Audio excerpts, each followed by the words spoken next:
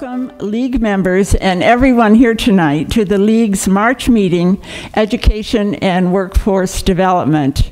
We have many, many organizations represented here tonight, and I'll just name a few, and we're so pleased and delighted to have you with us. Many of you brought material, so everyone here, check the back tables before you leave tonight. We have the Job Corps here, Cambia Health Solutions, the Association of Women in Automotive, the Dean of Math and Science at PCC, and many other organizations, and we thank you all very much for joining us.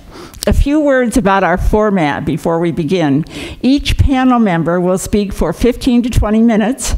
Following their presentations, the panel will be given an opportunity to ask each other questions and discuss a bit. This segment typically concludes around 8:10. The audience question and answer period follows. Questions must be submitted in writing. Cards will be distributed. The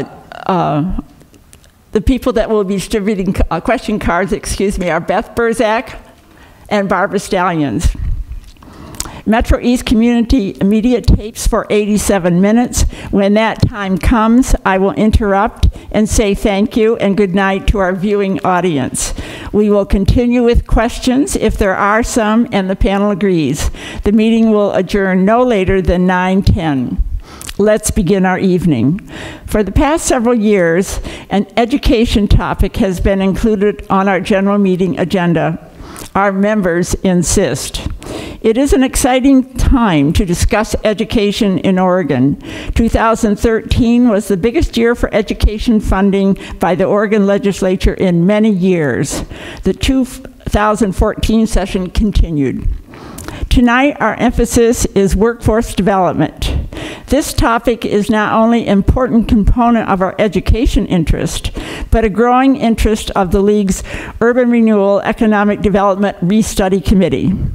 The committee has been engaged in updating our knowledge and understanding of the local economy. Integral to that work has been interviews with local companies and business organizations. When asked about government activities critical for Portland's economic success, without exception, education is at the top of the list. Joining us tonight to inform us and to discuss with us are Senator Michael Dembrow from District 23 in Portland, Fred Kiga, Senior Vice President of Governmental Affairs for Vigor Industrial, a shipbuilding and repair company operating in Portland, Washington, and Alaska, employing 2,000 people. Fred flew from Seattle to join us tonight. Jeanne Yerkovich, Coordinator of Career Pathways and Career and Technical Education Programs for Portland Public Schools. And Amy Henry, Counselor at Benson Polytechnic High School. Senator Michael Dembrow will open our meeting, providing a legislative update and his perspectives from a lifetime of work in education. Senator Dembrow is chair of the Senate Environmental and Natural Resources Committee and was vice chair of the House Committee on Education and served on the Workforce Development Subcommittee of the Business and Labor Committee in the 2013 session. Senator Dembrow is a longtime advocate on education issues. He has been an English instructor at Portland Community College since 1981, serving as president of the PCC Faculty Union for 16 years, and was appointed to the State Board of Education in 2007. Senator Dembrow, open the evening for us. Thank you very much, Jeanne. And I really want to thank the League for choosing this topic. It's one I'm really passionate about and something that I've been involved in my whole life. As Ann mentioned, I've been at PCC for a long time. I still am. I'm not sure if it's my day job or my night job or what, but it caused me to have a great deal of appreciation for career technical education because PCC does such a great job with that. But I wasn't really tuned into the issue of CTE in our high schools until I ran for office in 2008, when I met with I met with a number of different labor unions, people working in the construction trades, and when they heard that I was an educator, the first thing they would ask me is, what can you do about voc ed? How can you get it back to our schools?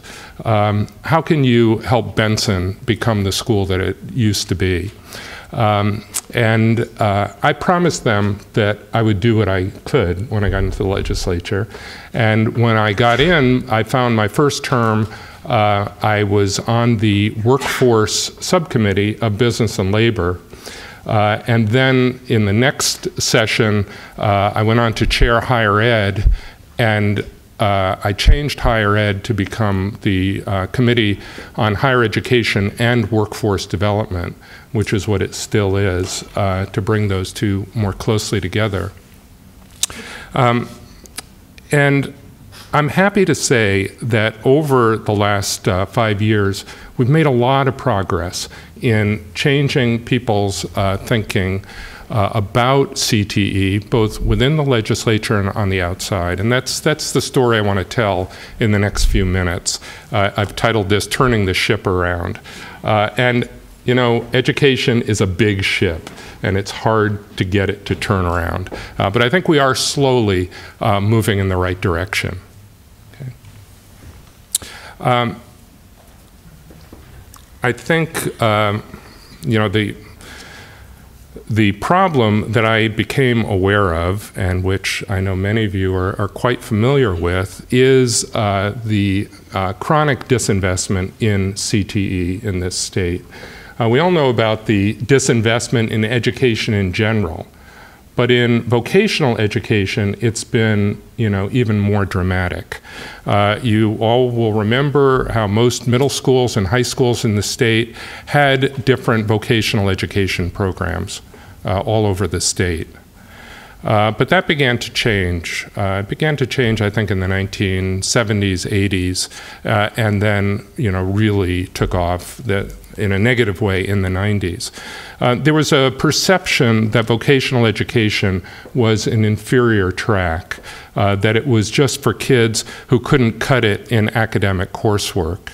And we found more and more counselors steering students away from vocational ed as, you know, being something that they should not focus on. What they should focus on is preparing to go to college. And then in the 90s, with budget cuts to education in general that followed Measure 5, these courses were among the first to go. And there was kind of a pattern that would happen. You'd see schools which would have vigorous student organizations, you know, like Future Farmers and DECA and Manufacturing 21, those kinds of things. Those would lose their funding. And then the CTE teachers who retired would not be replaced, and then the programs would go away. Okay, next. Yet, that's despite the fact that CTE has a number of proven benefits for kids. You know, for many learners, applied learning, which, you know, is also known as project-based learning or hands-on learning or tactile learning. There are a number of people, you know, that's how they learn their calculus, or, you know, that's how they learn things, is through applied learning.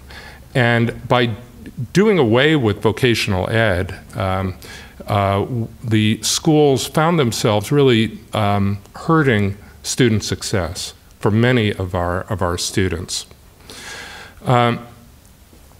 For our careers of the 21st century, to prepare for those careers requires skills that are at least as high as college prep in terms of communication, in terms of math. And vocational ed is a way for kids to get to that. CTE creates career pathways for many kids. From high school, well, actually from middle school to high school to community college or to an apprenticeship program. Industry needs skilled workers who come out of CTE. And the middle 40, and you all know what I mean by that, the state has established some goals, education goals, for the year 2025, where that 40% of Oregonians will have a bachelor's degree or higher by 2025. A further 40% will have high-value certificates or associate's degrees. That's what we call the middle 40. And then 20% will have high school diplomas. The middle 40, there's a growing focus on the importance of the middle 40 and the value of apprenticeships and high-value certificates and associate's degrees. And we'll talk more about that. You know, for a lot of kids, it's CTE that makes them want to go to school, right? And CTE is, for many kids, is a way of keeping them from dropping out because they want to go to school, because they want to be part of a cohort, a team that is, you know, that they're working with in their CTE classes. And so as a result, here in Oregon, and this is true nationally as well, kids who are in CTE programs tend to graduate high school at a 95% rate or higher, which is, as you probably know, much, much higher than the general population. And so if you want to invest in kids graduating, you really should think about investing in CTE. So we're starting to see renewed interest in CTE in Oregon and nationally. I would say that 10 years ago, in the US Department of Education, there was very little interest in it, but that has changed. And we're seeing the same kind of change here in Oregon. But if we're going to bring CTE back, it's not going to be the, you know, the old shop classes that we used to have. Careers are changing. And CTE has to, you know, address those new, you know, the new careers in, you know, graphic arts, visuals, computers, manufacturing, engineering, you know, those kinds of things. And although, you know, I hope that we'll be able to continue to increase our financial investment in education the way that we did last session, I don't think that we're ever going to be able to return to a situation where, you know, each different school has its own standalone programs. I don't know that we could ever fund CTE at that level. But having said that, I'm not sure that we want to. I think that what we want to do is to be looking at models that create more partnerships. Partnerships where our school districts are partnering with industry, are partnering with labor, with community colleges. Those are the kinds of models that I think will create more success for students and give them clear pathways into the middle class. I discovered in my first year working on this, the ACE Academy. I don't know how many of you are familiar with the ACE Academy.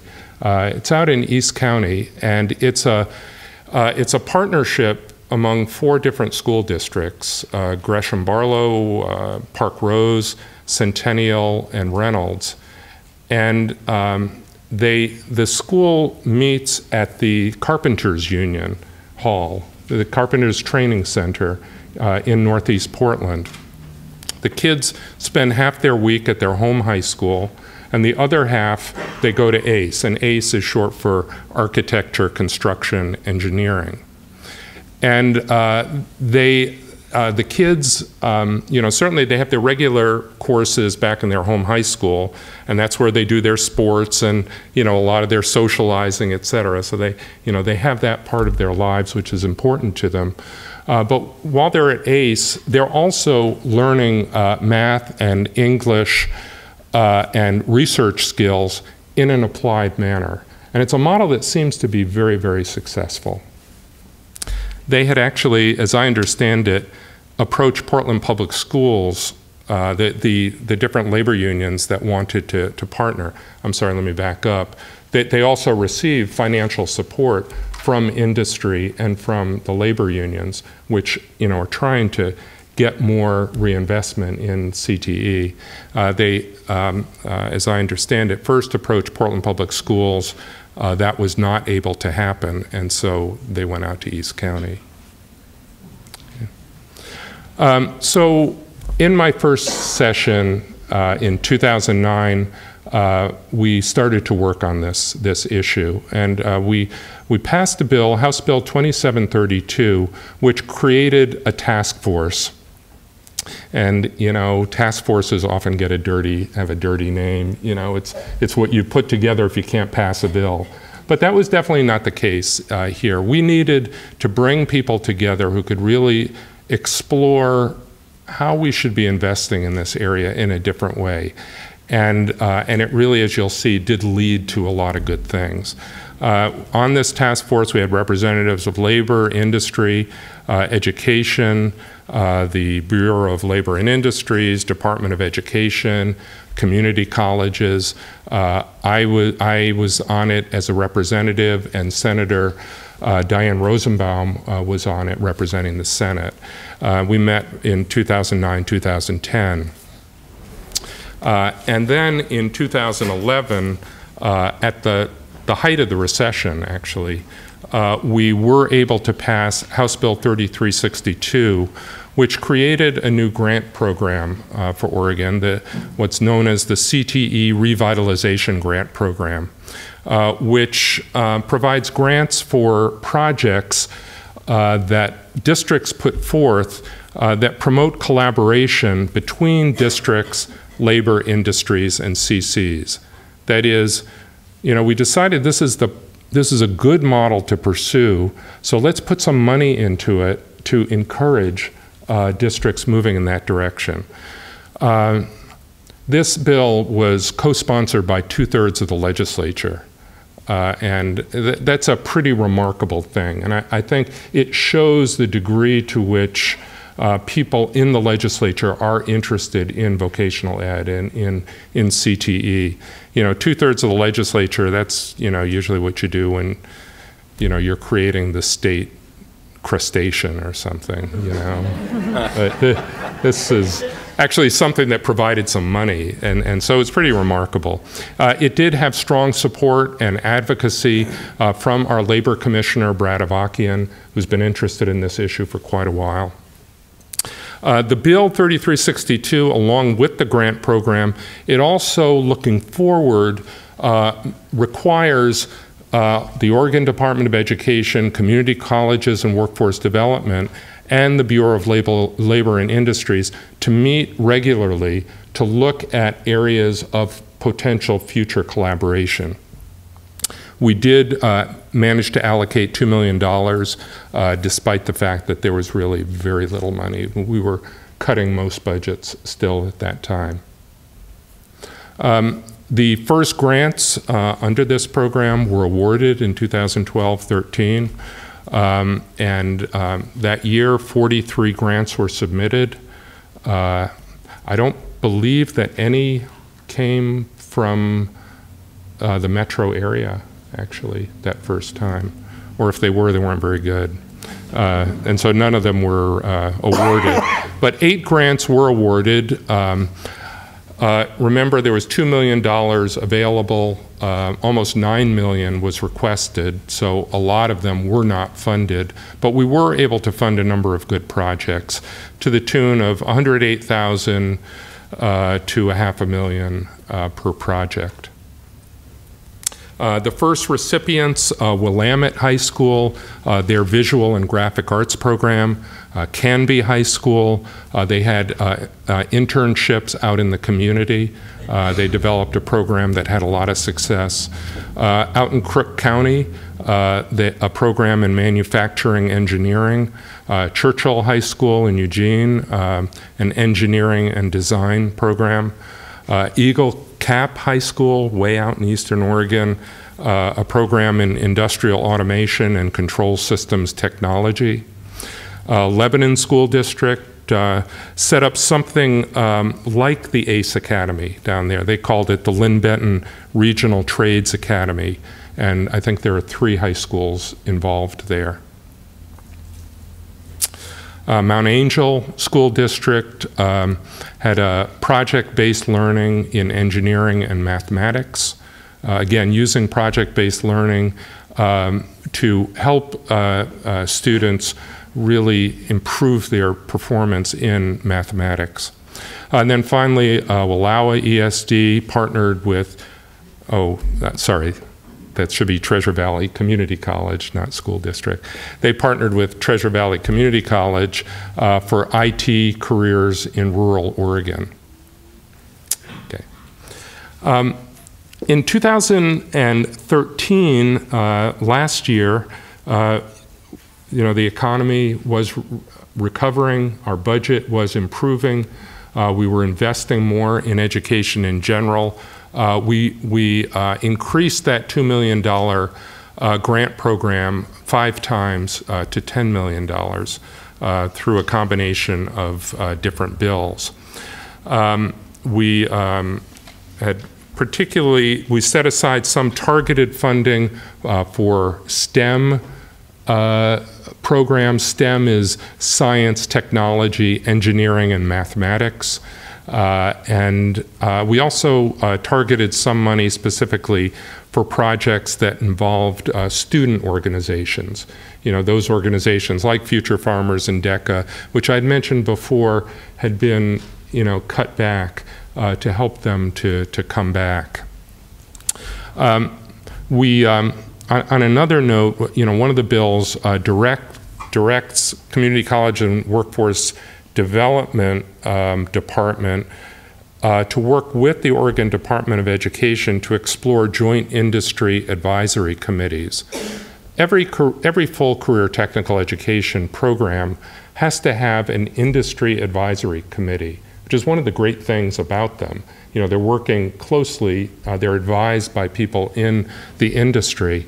But unfortunately, it's very fragmented here in Oregon, so that, each high school welding program will have their industry advisory committee, and each community college will have their industry advisory committee, which, if you think about it, doesn't make a whole lot of sense, really, especially if you're trying to create pathways for kids. It would make sense to try to bring them together to have joint industry advisory committees, and so that's something that's being explored.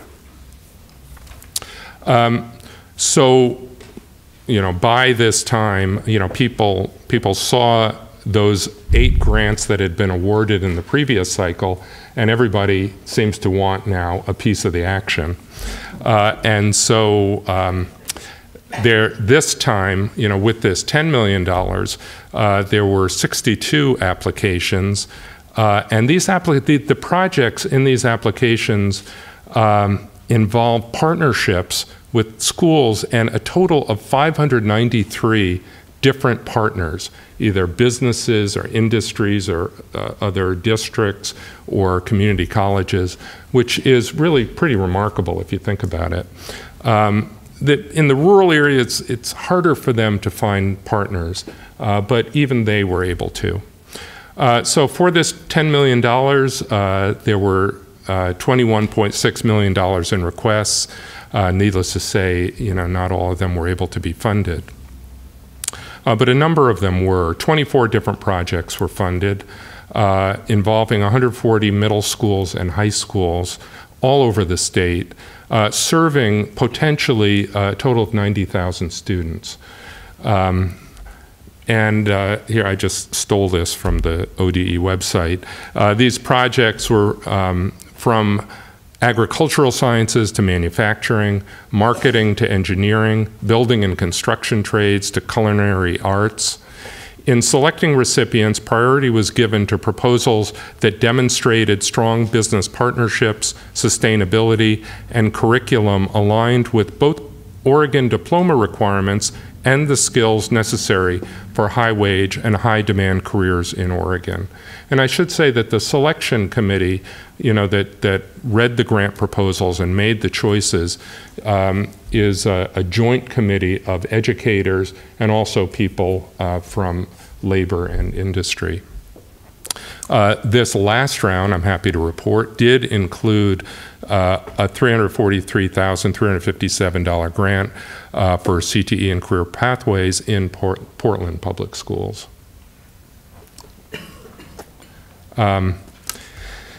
We had this short session that just finished. I'm trying to forget it, but it did have some high points, and one was that although we weren't really supposed to be asking for more money for anything during this session, we were able to squeeze an additional $2 million out for CTE so that those district proposals that were just below the cutoff can now be funded next year.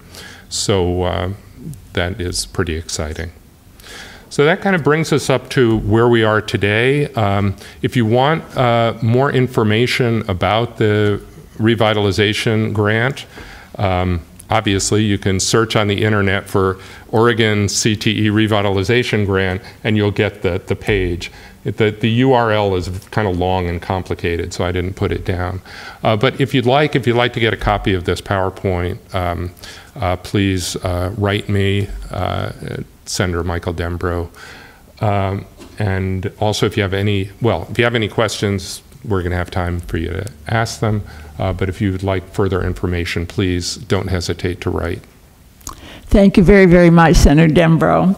Fred Kiga will talk to us about Vigor Industrial and its workforce, the importance of workforce development programs for his industry and for the economy. Fred is Senior Vice President of Government Affairs for Vigor Industrial. Formerly, he served as Vice President of State and Local Government Relations and Global Corporate Citizenship for Boeing. Fred has 2 decades of public policy advocacy and financial analysis and consulting experience. He serves on the Financial Operations and Affordable Housing Committee of the Federal Home Loan Bank of Seattle. Fred is based in Seattle and has traveled to Portland to be with us tonight. He also traveled down to lead a very, very informative tour of Vigor by the Urban Renewal Economic Development Restudy Committee last year.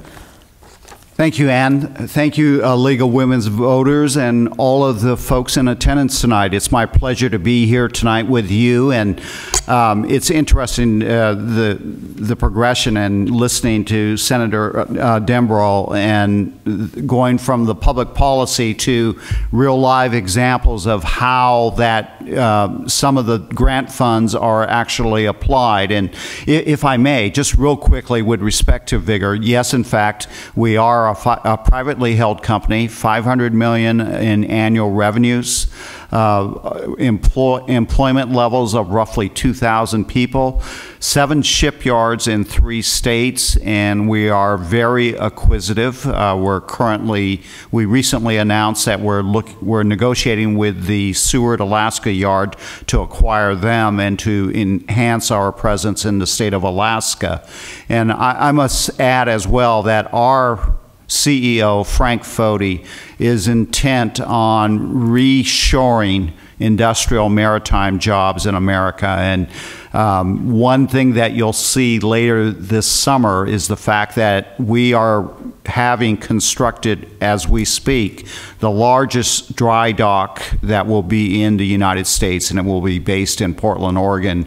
And there will be a community celebration to look at that capital investment and as well the potential for additional industrial jobs going forward in the greater Pacific Northwest. But starting with pathways to manufacturing and perhaps going to the next slide, I'm going to have to, my eyesight is changing, so I'm going to have to put on some readers. We have created a partnership called Pathways to Manufacturing, and it's a broad-based partnership between industrial employers, including Vigor, schools including Franklin High School with the Portland Public Schools, and Impact Northwest, a community not-for-profit. Our program is designed as a complement to existing shop classes, teaching the soft skills needed to land a job, including resume writing, interviewing, and creation of and nurturing of positive workplace attitudes. You know, as these students enrolled in these programs learn these skills, Pathways also connect students with real industrial employers who provide opportunities for the students to explore real job sites, shadow industrial workers, and get hands-on experience through internships. Our ultimate goal with Pathways to Manufacturing is to help students chart their course into family wage industrial careers, which we believe solves several problems facing our community today. Next, please. One of our problems is that the college for everyone focus of secondary education leaves many smart, motivated, talented students who don't fit the mode. According to the Oregonian, in 2012, 35% of Portland Public School high school students dropped out.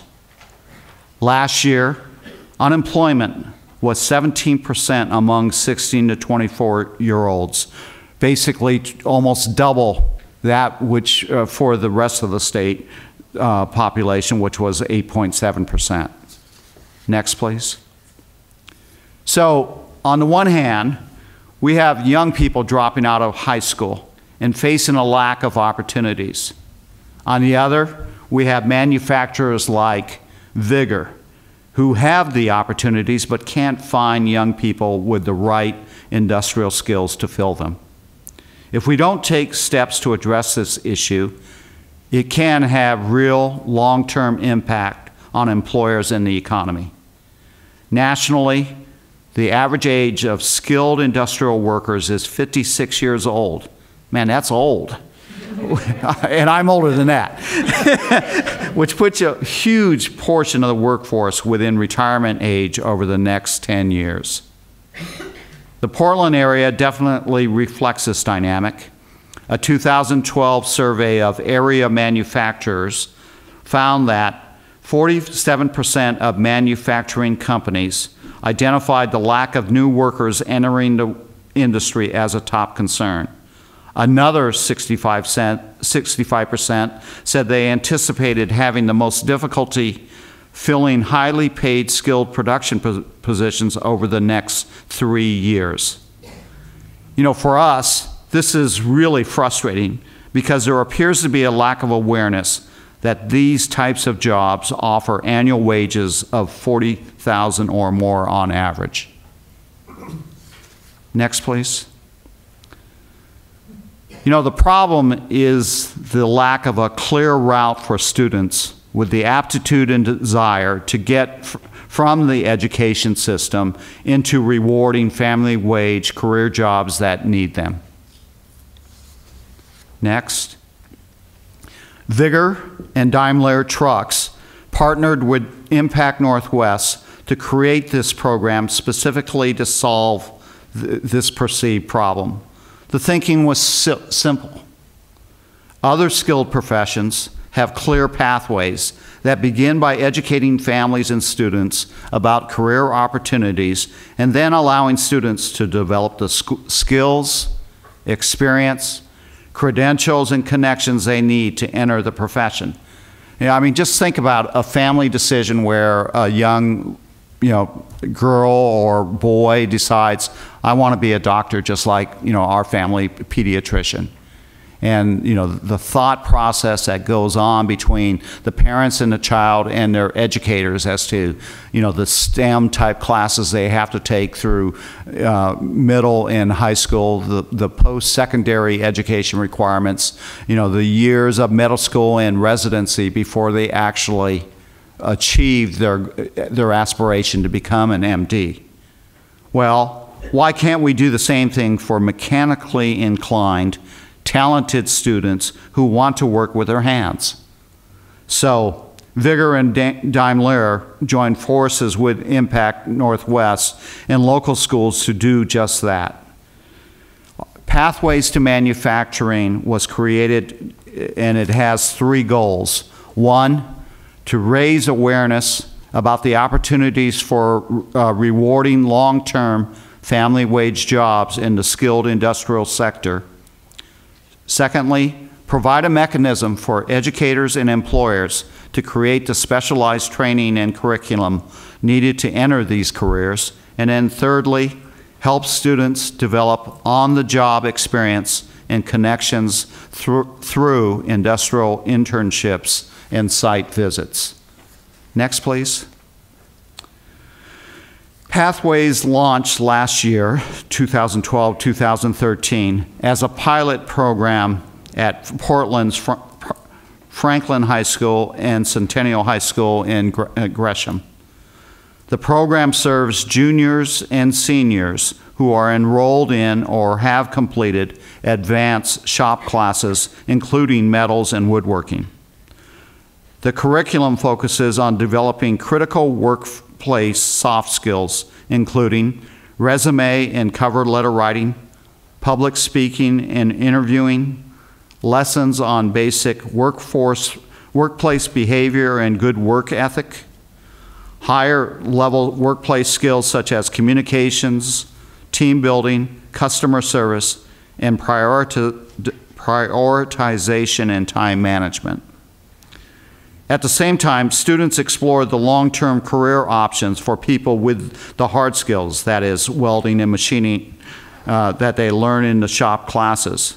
This includes class discussions of job opportunities, presentations and panel discussions with industrial employers, site tours, and job shadows at local industrial employers.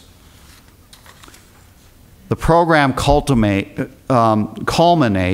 with a summer internship for high school graduates who are older than 18. The program actively seeks and cultivates relationships with area employers.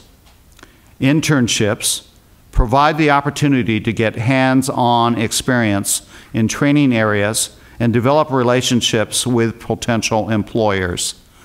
Last year, Vigor took on 4 interns. We hired the 3 who wanted jobs, while the 4th individual developed her skills in preparation for college. She is now pursuing a 4-year degree in engineering. Next, please. The pilot was a success, we believe. This photograph shows members of the first class of students who went through the pilot program last year. 7 of those students were seniors. All 7 graduated from the program, were placed in internships, including the 4 at Vigor. Of the 7 graduates, 4 now work in industrial jobs, 3 at Vigor, 1 at Plyworks, a small woodworking business in Portland. The remaining graduates went on to college. 2 are attending community colleges to refine their industrial skills. And while the other individual, the pilot's only female student, has gone on to pursue a mechanical engineering degree. Next, please. The Pathways to Manufacturing program is focused on sustainable, organic growth in order to meet the needs of more students while retaining quality. Last year, the pilot was offered to 14 students at Franklin and Centennial. This year, it is being offered to 26 students at those schools. It is our current plan that next year the program will expand to serve juniors and seniors at Parkrose, Madison, David Douglas, Jefferson, Roosevelt, and the Reynolds Learning Academy. While Vigor and Daimler were the founding partners of the program, Pathways is actively cultivating relationships with small, medium, and large industrial employers in the region. Expanding the base of business offers both more opportunities for young people and a broader base of financial support for the program. In terms of curriculum, Pathways is working with industry and schools to develop a curriculum that ensures graduates are as employable as possible. The program is not only refining its internal offerings, it is working to help shop classes and schools improve the hard skills, math and shop skills like blueprint reading today's industrial employers need. Pathways is currently developing this capability by creating a curriculum panel to bring educators and businesses together. Next, please. So who funds Pathways? In a time when schools are strapped and classes like shop are often on the chopping block, good news stories like this invariably give rise to one question: who's going to pay for all of this? Pathways was developed from the start with a collaborative model. Vigor and Daimler both provided $2,000 of seed money for the pilot, along with an additional $100,000 follow-up funds for this year. At the same time, Impact Northwest has leveraged its community connections and grant writing capabilities to win significant funding for the program, including $150,000 through the state's Career and Technical Education Revitalization grant funding, local support from the Portland's Children's Levy. We should say that the long-term sustainability of this program depends on all stakeholders who benefit contributing. That includes schools, government, and industry. We believe we're off to a good start, but would welcome additional support and input as to how we make this program better. Thank you. Thank you very much, Fred. Fred may have to leave us a little early. He's flying back to Seattle, but we're so glad that you were able to join us, Fred. Jeanne Yerkovich will review the career pathways and CTE programs of overall the Portland Public Schools, and also share her perspectives about these programs, about their future especially. Jeanne is coordinator of career pathways programs and career and technical education programs for Portland Public Schools. Prior to her current assignment, Ms. Yerkovich was the school to work coordinator and director of the Academy program for the David Douglas School District.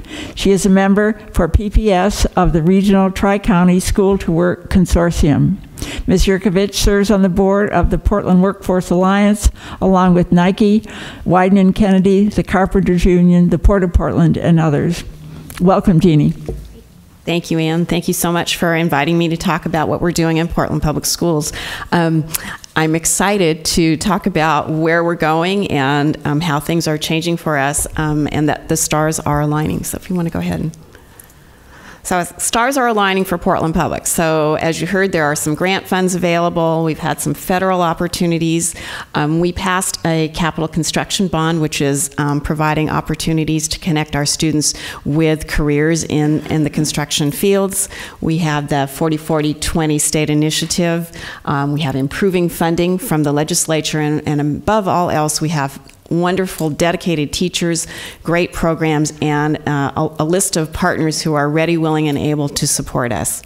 Next slide, please. So, go ahead and next. So what I'm going to talk about is how we're developing a system for college and career readiness.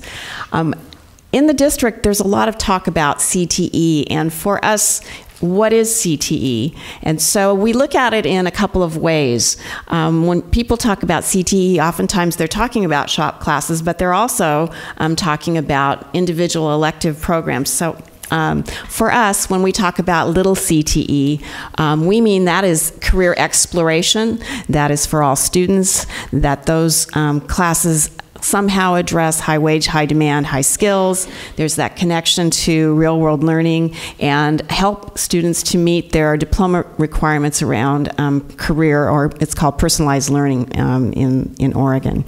Capital CTE is really around career preparation. And if Go ahead. And so you'll see that for preparation or big CTE, it's students with an expressed interest to go deeper, and I liken that to some of the programs that we have at Benson where students can go into manufacturing or go into healthcare and really focus. But again, it addresses all those same things: high wage, high demand, connecting the classroom to the real world of learning, 21st century skills, and diploma. And then if you hit that one more time. But in addition, these are state-approved programs of study, so our teachers and programs have to go through an approval process with the state. They require a minimum of 2 credits. They are sequenced courses. As Senator Dembrow mentioned, they require advisory committees. Students also take assessments to demonstrate how much they've learned in terms of the technical skills. These are also required to be aligned to post-secondary, to align to community colleges, and students in these programs may earn college credit or credentials. Next slide, please. So go ahead. We have a district framework that we have developed for Portland Public, and we say awareness is really for students in grades 7 through 9. And in those grades, we want them to learn about themselves. What are their preferred interests? How do their interests align to potential careers? And so there are lots of things that happen in classrooms or around career learning experiences. Exploration, as I mentioned, that little CTE, that's really for every student in our high schools. They're broadly based. We want them to know a little bit about all aspects of industry, again, the real world applications and high wage, high demand. And then the next is preparation, that in-depth focus. So on the next slide, I'm going to talk a little bit more about what that means. So the first would be, in that awareness and exploration, would be that we have electives in all of our high schools. And many of these are things that you're all familiar with. So if students take art or drama or computer programming, robotics, those may be just standalone elective classes. There may not be a sequence or a connection. In the next pathways, career pathways, would be that these course offerings are aligned to one of the 6 broad pathway areas in the arts, business, health, human resources, industrial and engineering, and natural resources. And then again, in CTE preparation, which is the next one, these are programs of study, again, that are aligned to one of 16 national, state, and state-recognized career clusters. And so I'm not going to read them all for you. You can see them on the screen. Next slide. So in Portland Public, we are planning for the future. And next slide, please. So we have clear direction from the state in terms of the Oregon Education Investment Board, the 40-40-20 initiative, where 40% by 2025, 40% will have a bachelor's degree or higher, 40% will have earned an associate's degree or a credential. That's that middle 40 that we are trying to focus on, and then that 20% will have earned at least a high school diploma. Next slide, please. So to these efforts, we have been engaging stakeholders, and we've been engaging them for a while. And so you'll see around CTE, in 2008, we convened a CTE task force. We've had several other groups talking about task force. We've had a Blue Ribbon task force. We've had a Pathways Council.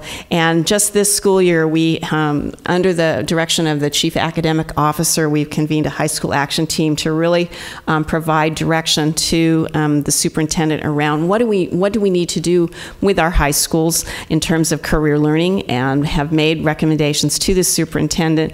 And this group met earlier in the school year so that we could make recommendations that could potentially impact the budget proposal that the superintendent actually came out with last night. And there are some things in there that are things that are aligned to some of the recommendations from the high school action team.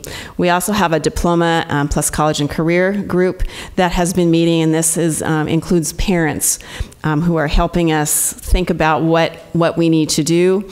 I didn't mention this high school action team is really composed of industry partners, post-secondary partners, district staff, teachers, students. So we had a lot of perspectives helping us kind of frame this work. We've held visioning sessions with our industry partners, and we'll be doing that again in April. We've done the same thing with all of our high school principals. We've met with all of the CTE teachers in our district, and we'll continue to do that going forward. Next slide, please. We are leveraging our partnerships. We have a robust partnership with the Portland Workforce Alliance. And today actually was the 10th annual Northwest Youth Careers Expo at the Convention Center, and we had over 6,000 students in attendance. We had over 110 employer and post-secondary partners, and it was a hands-on career fair for high school students, and it was very successful today. BizConnect is something that we partner with Work Systems. It's an employer database where employers can sign up and say, you know what, I'm willing to be a guest speaker, or I'm willing to host a student for a job shadow, or I would be willing to host an intern. And it's a way of helping us make those connections in our schools. We have an equity and purchasing policy in Portland Public Schools that requires contractors with contracts over $100,000 to register in BizConnect and offer career learning opportunities for our students. And our construction bond is giving us an opportunity to really leverage that. We have a Tri-County School to Work Consortium, which is comprised of partners from East Multnomah County, Clackamas County, Washington County, and Portland Public Schools, and we collaborate on career day events that are open to students across the region. And then we have lots of other community resources and people who are anxious to work with schools and host students. Next slide, please. We have been looking at our data as well, and so this is data from 2012, and we are actually in the process of redoing this. But what we did was we took all of our elective course titles and crosswalked those with the 16 career clusters to see where are we in terms of what we're offering in our schools. And so you can see that in the arts, we have 50% of our elective courses are in the area of arts. But if you look at hospitality and tourism, we don't have any courses in that area. So we need to make sure that we are offering students an opportunity to try things on, to take classes that can engage them and excite them, so that they can think about the possibilities. We may not be able to offer this on every campus, and if that's the case, then we need to figure out how do we make that available to a student. Is it in our schools or is it out in the community? But those are all the things that we are addressing as we are putting our plans forward. Next slide, please. We also have looked at where we have our CTE, so big CTE programs of study in our schools, and you can see across the top the programs that we have at Alliance, Benson, Cleveland, Franklin, Madison, and Wilson. On the bottom are the schools that currently do not have programs of study, so that big CTE. But what I can tell you is that we're in the process of adding programs at Grant and Lincoln and Roosevelt. And so all of our schools are now moving forward, so bringing back that career and technical education. Jefferson's in a unique place in that they are right across the street from Portland Community College's Cascade campus, and so there are opportunities for students to partner with programs over there. Next slide, please. We also know that we need to pay attention to regional employment projections because we want to make sure that we're giving our students opportunities that align to where the jobs will be. And so we know that the growth industries are in the areas of manufacturing, healthcare, and IT software. So as we build out our programs, we need to ensure that we are addressing those areas as well. Next slide, please. As we look at what we want to do, we need to find that sweet spot in the middle where we are looking at what the schools have. So the principals and the schools, they know who their programs, they know who they have on staff, they know their capacity. But if we just said, you can, as a school, you just get to decide what you want to do, then we wouldn't be taking into consideration the workforce needs and also what the district is able to do. If we looked only at what workforce needs were, then we wouldn't be taking into consideration what the schools have on staff and what their capacity is. And as a district, we need to make sure that we have equity of access to programs, that there's financial stability, that we don't just start a program and then it goes away because we aren't able to sustain it, that there's alignment to these growth industries. So for us, as we build this program out, we are looking to find that middle sweet spot so that we can best prepare our students. So our goal, all Portland Public School students graduate college and career ready. Next, please. And part of that means that they are all exposed to career opportunities, that they can access both big and little CTE, that they complete high school with an informed plan. And I think that's really, really important. So we want our students to have lots of different opportunities along with their classes so that they know what they would like to do, but also what they don't like. I think that that's an important piece of this, so that when they graduate, they know that I can go to Portland Community College because they have this particular program, or I think I'm going to go to PCC because I can get my requireds out of the way and transfer to Oregon State for an engineering program, or I can go to an apprenticeship program because I had an opportunity to connect with someone in the field. So what we don't want to do is to restrict students to thinking that the only path to success is by going to a four-year university. Next slide, please. So I want to talk a little bit about the grants that the district received. We were lucky enough on the second round of CTE revitalization grants to receive $343,000 as a district. Those funds will be used to develop a system infrastructure for our district and schools.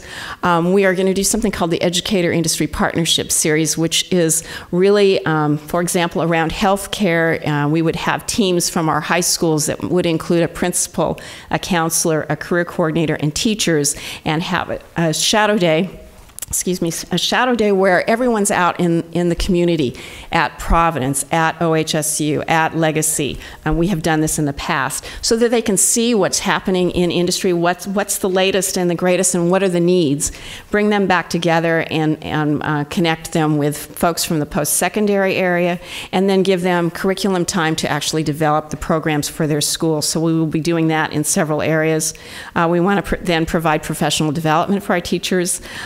This was a big thing, identify a place for career learning to live, and this was a piece that came through loud and clear with our high school action team. We don't have a careers class in our schools, and so part of this money will allow us to pilot a careers class, first at 3 of our high schools, to really address some of the work readiness skills that we talk about, have students have opportunities to learn more about themselves through different assessments, research careers, and so we will be piloting that at 2 or 3 schools this fall.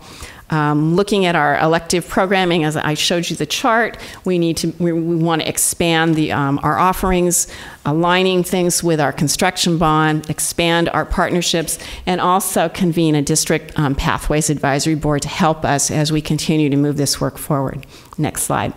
This says CTE Revitalization Grant. Really what it should say is STEM STEAM CTE Grant. We just learned a couple of days ago that we were awarded $220,000 for Benson High School.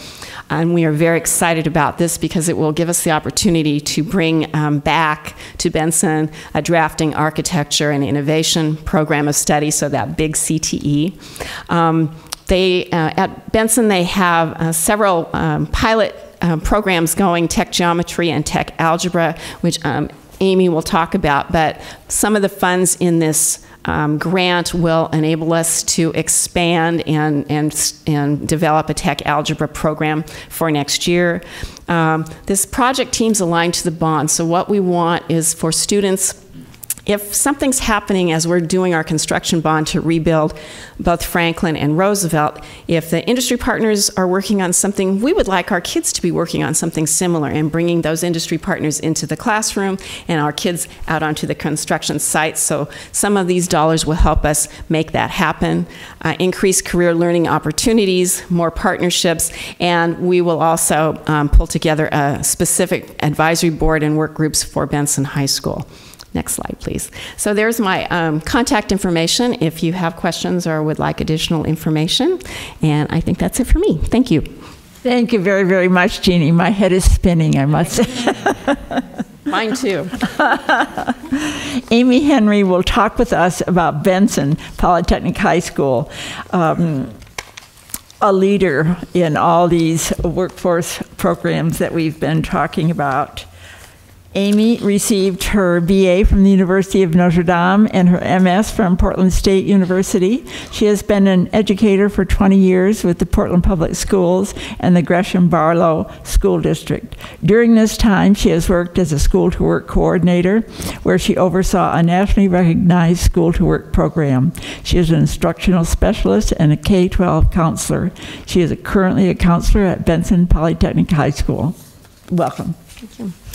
So I'm going to start off tonight with a video from students in our Arts and Communications pathway that they created about Benson, so you can learn a little bit more about us.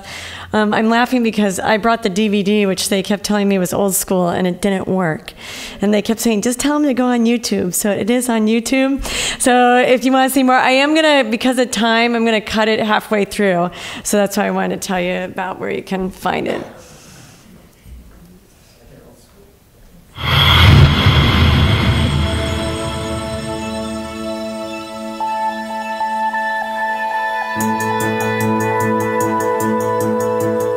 Benson Polytechnic High School. For over 90 years, Benson has been Portland's premier choice for career and technical education. We are named after Simon Benson, a businessman and philanthropist who helped establish the school in 1916. Benson is different from other Portland area high schools in that it is a magnet school with a focus on career and technical education. Benson combines rigorous academics with hands-on career and technical classes. You will get a chance to explore all the different majors that we have to offer. Now, what is a major? Well, imagine you can try out a wide range of technical classes that can prepare you for different careers. Then you pick the one you're most interested in to spend 2 years learning all the skills you need to get started. Those 2 years are your major, and that's what makes Benson unique. Our majors are divided into 3 academies: Arts and Communications, Health Sciences, and Industry and Engineering. Let's learn more about them.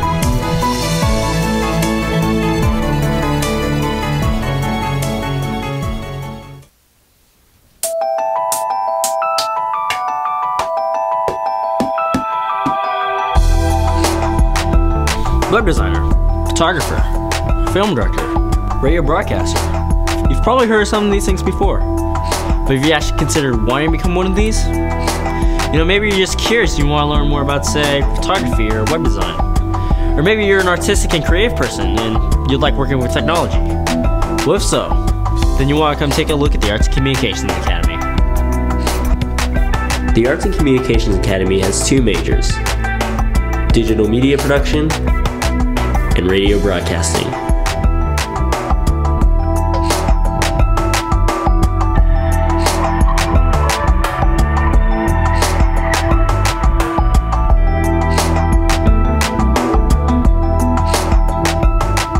Benson's Communications had everything I needed to express myself. Coming from an art school, I was very artistic and I needed somewhere where I could relate and, feel myself. Benson was perfect for that because with their communications program, they had photography, digital web design, and video. I wanted to go into business, and web design, video, and photography all go along with that. It's really fun being here because you get to be creative, you have a lot of freedom, and they give you all the materials to be creative and everything.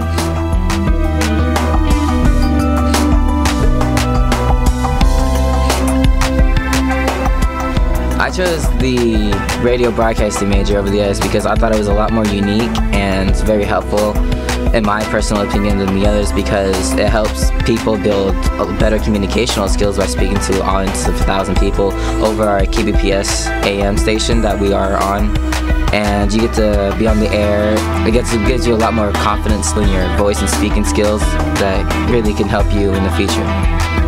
Students who come into the Arts and Communications pathway are students who are usually creative or like presentation or working with the computer to create things. And those students, once they major in either digital media production or KBPS radio, really thrive because they like doing something different and they go beyond what we just tell them to do to make something really interesting and unique. We also try to take you out and go into the field and meet people who are using the skills that we learn in this pathway to make money and to do really cool things like make commercials or work on ad projects or have a website that's interactive. So we try to give you that kind of leg up in the industry.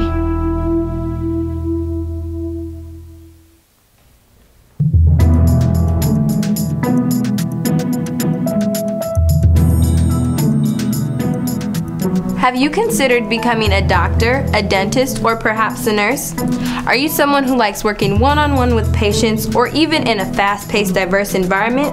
If so, the Health Sciences Academy might be right for you. The Health Sciences Academy is for students who are interested in pursuing a career in the health field. There are 3 main focuses health science students can pick from: medical assisting, nursing, and dental.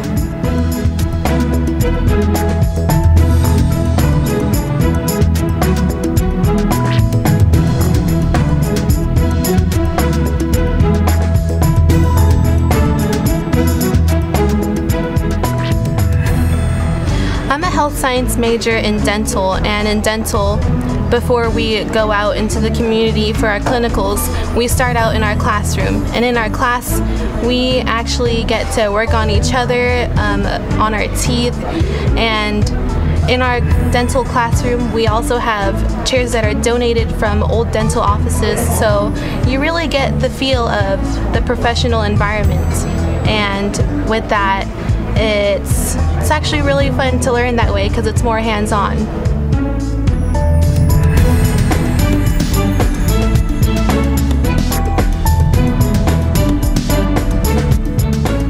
All of the programs, we do a lot of hands-on stuff. We do offer the PCC credits. We give up to 4 credits in medical terminology. But what really is unique is that the students go off campus a significant portion of the time while they're here. And so they are actually in the field. They're getting excellent work skills so that they know how to behave and act in an office or around other healthcare professionals. I came to Benson because I wanted to be in health doc. I wanted to be in health doc because I want to be a physical therapist when I get through. This major has taught me a lot. I definitely feel like I'm going to have an advantage when I go to college because I'm going to already know things that a lot of kids don't know their first year at college that want to be a physical therapist. This is just a great overall career choice for anyone who likes to help people, and I recommend it to you.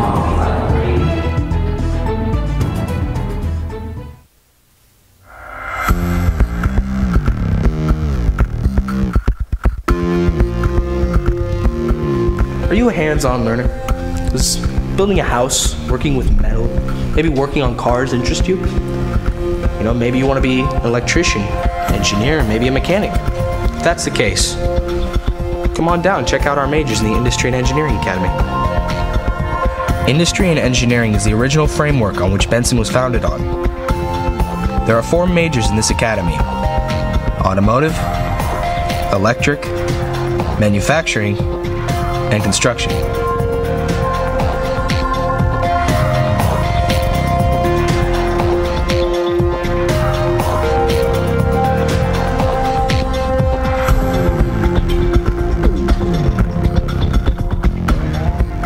I double major in manufacturing and electric, and that's the one thing that's cool about Benson, that I can double major, start my day and end my day in a shop class.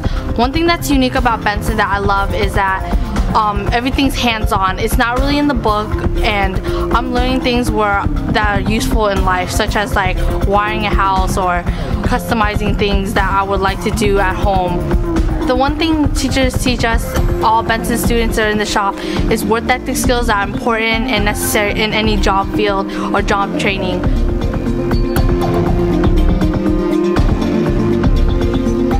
I chose manufacturing because when it was explained to me, it was that I get to work with metals, I get to melt them down, and basically I get to make whatever that's inside of my head, I get to make a model of it. There's not a moment in manufacturing where I'm not having fun, whether it's I'm welding 2 pieces of steel together, or I'm pouring scrap metal into the crucible that's going to be melted at 1500 degrees. I just have so much fun in this class. I'm really happy I picked it as a major. A lot of people talk about how they wish they had manufacturing after they come in for a few minutes and see how much fun we have. The advantage of Benson High School with the engineering and industrial majors is it gives students the ability to work with their hands, to see what it is like to have a job, to work in industry. There's a lot of different careers that you can go into, just electronics, electrical, manufacturing, automotive, all sorts of different types of jobs are out there. And if you like to work with your hands and you like to think and troubleshoot, it is a fun career to go into, because when you're engaged in a project you're enjoying on working on, the day goes really fast. It's a lot of fun. We can stop it right there. Thanks.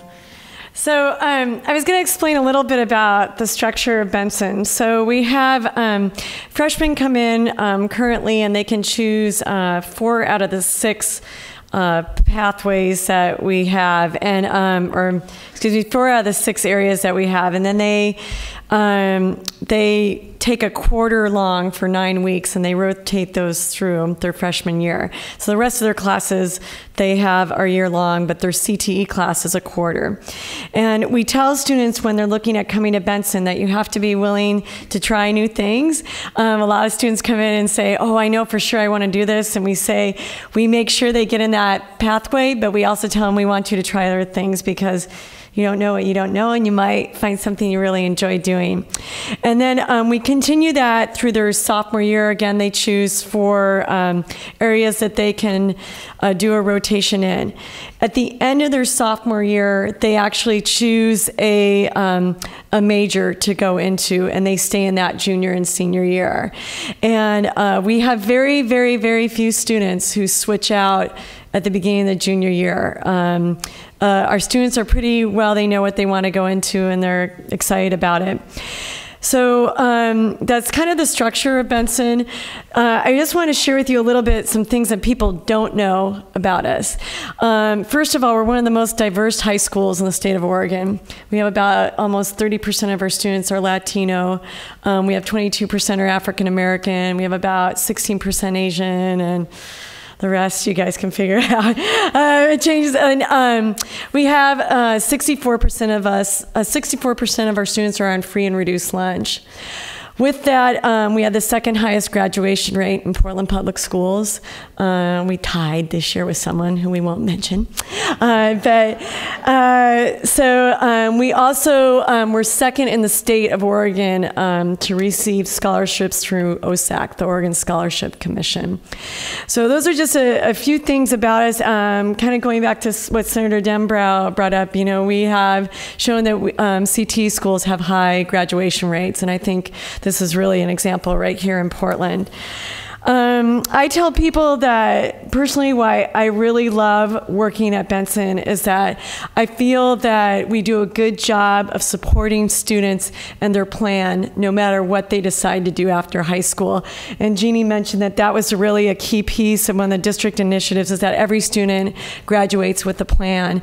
And I think that when I talk to the other counselors at the high school, there's a lot of emphasis on 4-year, which I think is great. But we kind of leave out some of the other pictures and supporting kids in that, and I don't feel we do that at Benson. I think we, because of our pathways, we let students know that you can go right into an apprenticeship, you can go into an associate's, and you can go into a 4-year program. So let me talk a little bit about what we have kind of on the higher horizon for us. Jeanne touched a little bit on that. So we're excited about integrating more of our core academic classes with our CTE classes. And so we did pilot this year what's called a geotech class. And what that looks like is our freshmen have a 2-block period where they take geometry, just very similar to what we all did when we went to high school. And then but then the second part of that is they actually do the hands-on. So they learn the concept in the class, and then they go out and they're building it a project. And some of you, it's gotten a lot of media attention. They were on the news because they just did a project. They just built a shelter for Habitat for Humanity. And that is also on our website if you want to read about our curriculum and see the news report that was done on that. And so that's kind of exciting.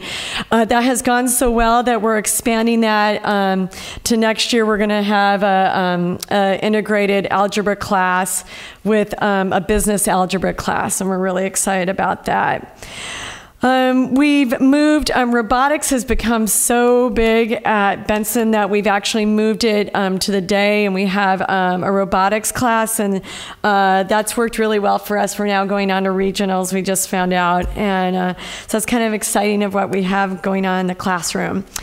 I mentioned earlier that students did 4 out of the 6 rotations, and because of this year and the budget going a little bit better, it looks like we're going to have a little bit more money to actually have all of our freshmen next year go through an 8 rotation. And that way they can see all of the pathways, and we're hoping to pilot one of the classes that Jeanne mentioned that was a career exploration class. And we're very excited about that, that students now can actually see everything before they kind of start narrowing down because they didn't have that opportunity before. So we're excited about that. We also have some partnerships coming up with the Portland Workforce Alliance and the Bureau of Labor and Industries.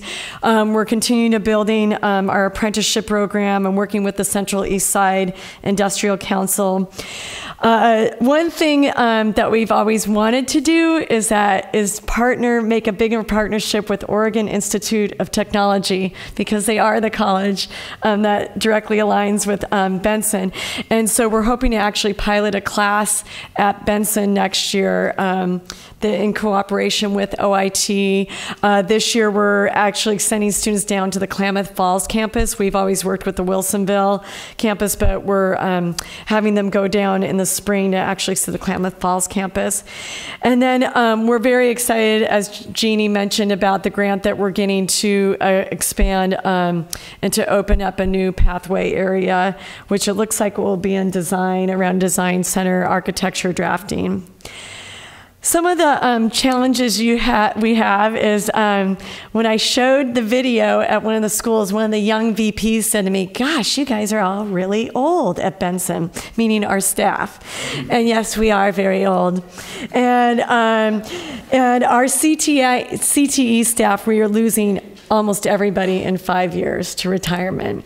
And as the senator mentioned, that part of the challenge was that they weren't hiring in CTE for many, many years, and so people were not getting certified in this area. And it also, just as a community, CTE programs weren't supported. So we got a new electrical teacher this year to replace one of our retirements, and he came from Kansas. So we cast the net very, very wide because we have to, but it is a challenge for us getting teachers in that field, which you often don't hear in the teaching. It's usually about how teachers have a tough time getting a job. So that's going to be a challenge for us. We are the only non-neighborhood high school in Portland Public Schools, which means that students have to apply to come to Benson. It is a straight lottery. Next year, we have 275 slots. We had over 500 applications to attend Benson. So it is we have a concern in our community because we know a lot of kids want to have access to CTE education, but we are limited to the number of slots that we have, that this school district gives us. So that's a challenge for our community. I'm going to mention this as a counselor. I always have a personal social bent.